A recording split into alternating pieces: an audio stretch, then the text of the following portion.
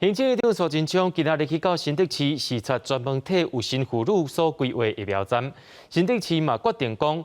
有心35礼拜以上妇女会当大省来做疫苗。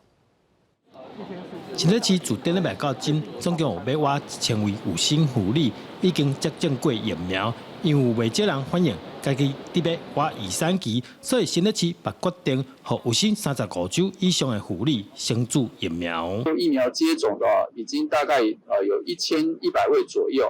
那将近达这个70%的比例所以可以看得出来。孕妇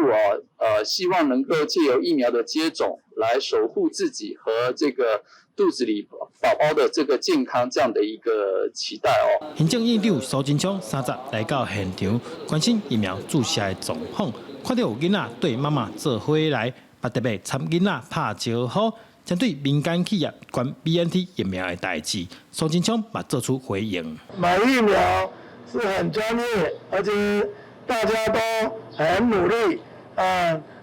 争取怎么样子从多元管道买到更多的疫苗更好。那您有关的各种谣言等等，都已经经过正式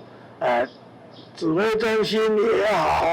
政府相关单位也好，都已经一再的驳斥。